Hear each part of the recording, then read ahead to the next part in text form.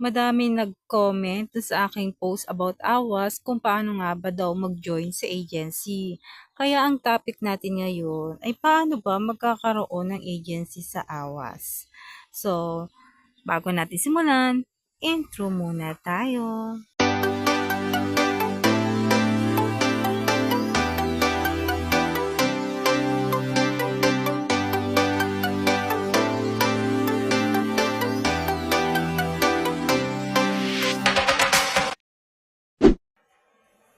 Hello guys! Dito nga pala sa YouTube channel ko ay nag-upload ako ng mga tutorial videos at mga product reviews. Kung gusto mo ng ganun topic ay pwede kang bumisita sa aking YouTube channel at baka ang mga video ko ay makatulong sa'yo.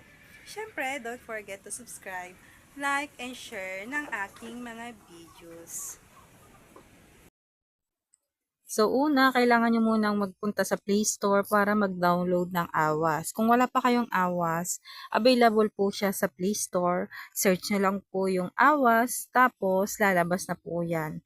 Kaya po open yung nakalagay sa akin kasi meron na po akong AWAS. At ayan na nga po ay kapag na-download nyo po, ay pwede po kayong bumisita sa aking agent. At i-message nyo po siya na kung pwede kayong mag-join sa agency niya. Ito po ang aking agent. Yan po yung kanyang AWAS account. Pwede niyo po siya diyang i-message. Ngayon, hindi po kasi ako may agent sa AWAS. Kaya po, inire-recommend ako po sa inyo yung aking agent kasi po, doon po ako naka-join.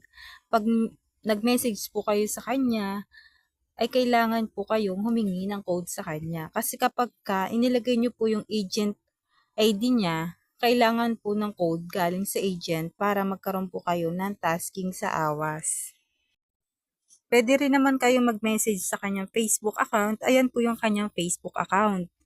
I-message nyo lang po siya na magjo-join po kayo sa kanyang agency sa AWAS. At ayun guys, shinare ko sa inyo kasi madaming nag-comment nga na kung paano magkaroon ng agency at sabi nila ay pa-join daw sa agency, mga ganun. Ay di yun, nagawa na lang ako ng video na ito para makatulong sa inyo guys. Kahit hindi ako agent. At ito na nga yung aking agent. Siya po ay nakilala ko lang din po sa online at hindi ko po talaga siya kilala sa personal. Shinare ko lang to sa inyo kasi nga para naman magkaroon kayo ng tasking sa AWAS at pare-pares tayong sumahod kahit nasa bahay lang. Samahan lang ng sipag at tiyaga. O nga pala guys, meron po siyang GC, active po yung GC niya.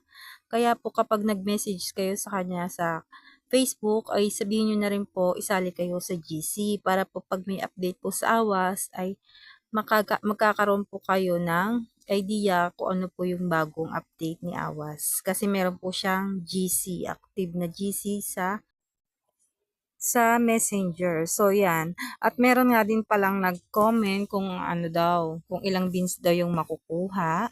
At siguro hindi niya pinanood ng hanggang dulo yung video ko. Pero dito isisingit ko na rin kung ilang beans ba yung makukuha nyo kapag nag-download kayo ng AWAS. So, ito ang aking tasking. 500 po yung makukuha nyong beans sa isang oras. At sa padalawang oras, 500 uli. Bali, sa 2 hours po ay 1,000 na makukuha nyong beans araw-araw. Pag natapos nyo po yung tasking at pagka nag-collect po kayo ng rewards nyo. So, yan. Hindi po papasok sa inyong account kapag hindi nyo po pinindot yung collect. At dito po sa aking tasking, ito po ay party room lang. Yung 2 hours po na aking tasking ay hindi po ako nagla-live doon. Nakaupo lang po ako sa party room ng 2 hours. Pero kung gusto niyo pong mag-live ay pwede rin po. Mas malaki pong makukuha niyong beans kapag meron din po kayong live sa AWAS. Kasi nag-update nga po si AWAS, nagkaroon na rin po siya ng live, solo live. So, kapag bago ka sa solo live, meron po silang pa-welcome task doon na beans. Mas malaking beans ang makukuha nyo. Pero pag old host na po kayo dun sa solo live, ay liliit na po yun. Pero, dagdag income din po yun sa beans nyo. Kasi meron na pong party room at solo live dito sa AWAS. So, nasa sa inyo na po yung kung parehas nyo pong gagawin yung solo live tsaka party room.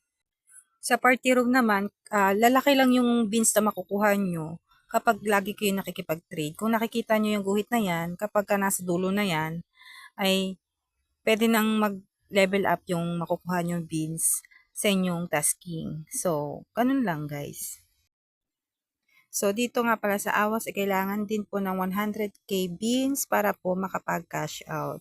So, yun lang. Dito ko na po tatapusin ang aking video. Ay sana po inyong naintindihan kung paano po mag-join sa agency dito sa AWAS.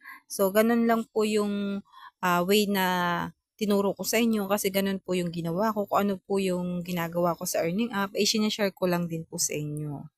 Siyempre, kung nagustuhan niyo po ang aking tutorial ngayon at kung nakatulong sa inyo, huwag kalimutang mag-subscribe, like, and share dito sa aking YouTube channel.